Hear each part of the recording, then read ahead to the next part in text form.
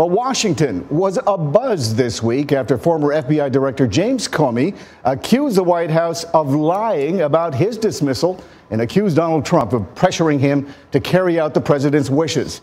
But while Comey confirmed that Trump himself was not a target of the FBI's Russia investigation, he declined to say whether the president's actions amounted to possible obstruction of justice. VOA's Michael Bowman has our report. While a nation held its breath and onlookers swarmed to Capitol Hill, James Comey broke his silence 1 month after President Trump fired him as FBI director, and White House officials accused him of leaving the FBI in disarray. Those were lies, plain and simple. And I am so sorry that the FBI workforce had to hear them, and I'm so sorry that the American people were told them. Comey detailed a series of one-on-one meetings and telephone calls he says Trump orchestrated.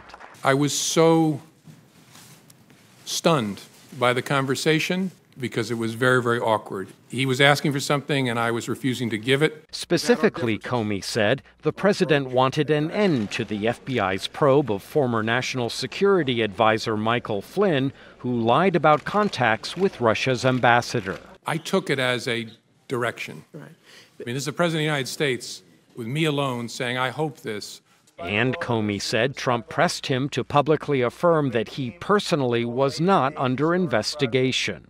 The exchanges led Comey to undertake something he had not done with previous presidents, write memos about his dealings with Trump. And joining us now for the fallout, if any, from James Comey's testimony, we are joined from our rooftop by VOA National correspondent Jim Malone, who probably has the best view of the Capitol today here in Washington.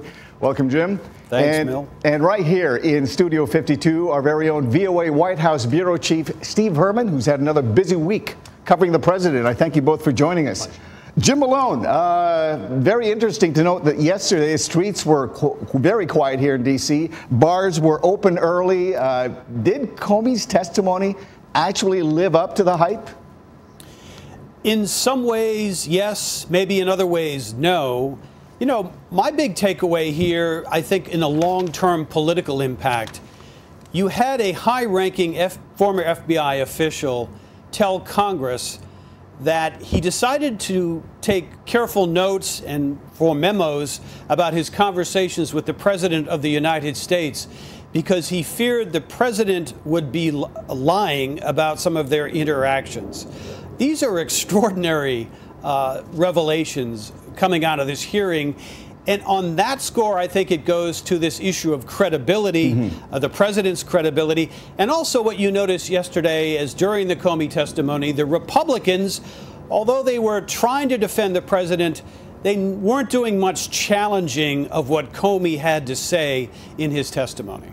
Steve Herman, to Jim Malone's point, does this hurt the president's credibility? What was your takeaway from this hearing? I think this was damaging. There's no doubt about it. The key question is it short-term damage, or does it lead to something that is eventually going to be fatal for this administration? And it's really too early to know that right now. The headline that I thought was stunning for me was the fact that the former head of the FBI actually called the White House, therefore the president, a liar.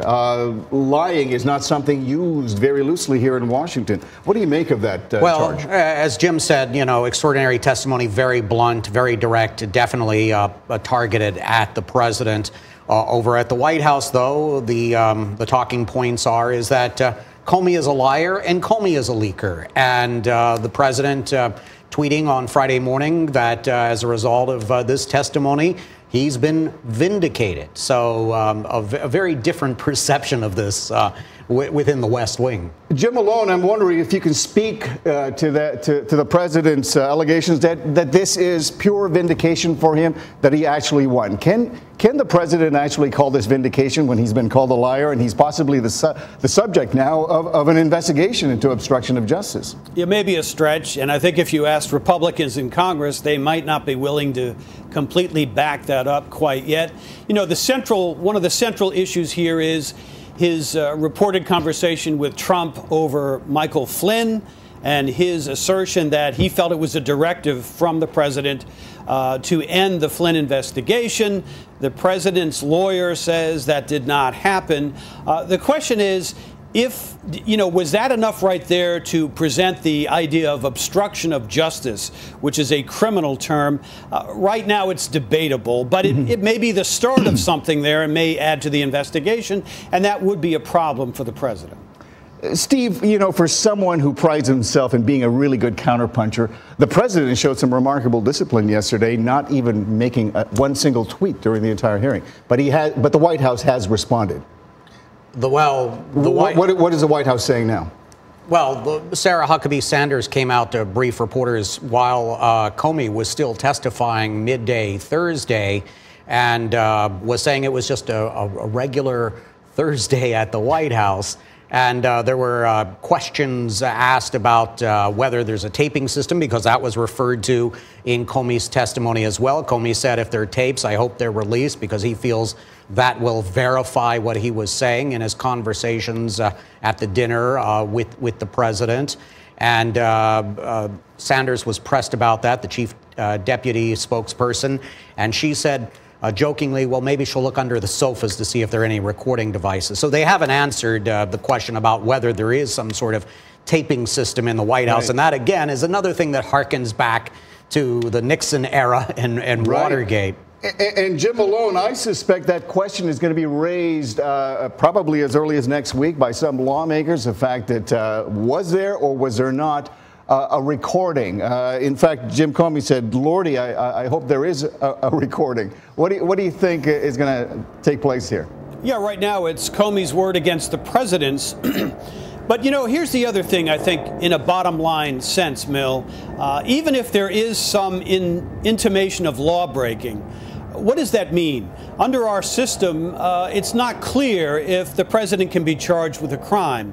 Under the Constitution, generally what happens here is if the president is suspected of what's called high crimes and misdemeanors, it's referred to the building over my shoulder, the Congress, for impeachment proceedings. Well, who controls Congress right now?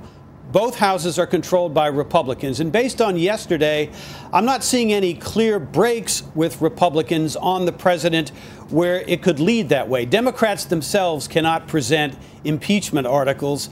So for the moment, I think Republicans may think there's been no bombshell here, but I think clearly they're uneasy about where this is all going because the Mueller probe will continue indefinitely. Steve, speak to me about the unease among Republican lawmakers. I mean, the kind of support we've seen is rather tepid at best. I think Paul Ryan did try to defend the president. Well, on the Senate side, you have several senators who are openly skeptical of what the president has done and what he's doing, and there are a number of other senators on the GOP side that certainly feel that way as well.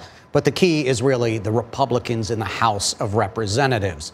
And no one dares speak out unless they want to lose their seat, because the president's threatened to support opponents against them in primary Republican elections. Right. And so, as Jim pointed out, with that sort of control of both houses of Congress, unless there's some sort of mass defection by House Republicans that feel that it's better to run away from the president than stick by his side, we're not going to really see any movement towards an impeachment in the Congress. Jim Malone, what would it take for Republican lawmakers to start peeling off their support for the president? Because as Steve and you have mentioned, support from the Republican base remains fairly solid at this stage. Well, it's interesting to note the polls show the president's approval rating is dropping to pretty low levels, but his core base of supporters appear to be hanging with him.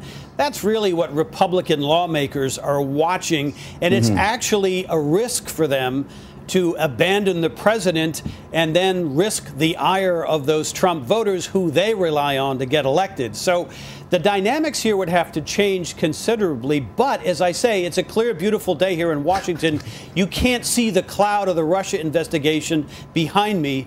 but I can assure you it's there and it's going to remain there for some time to come. And last word, I hear that cloud is getting darker and darker. Well, it all depends on what media you're watching, because if you watch the conservative media, Fox News, then you think everything is hunky-dory with the presidency.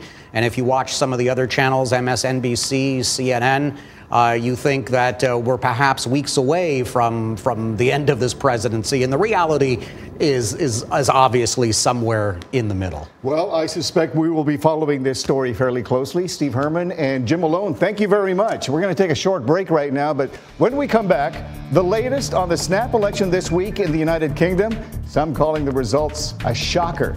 This is The Correspondent on Voice of America.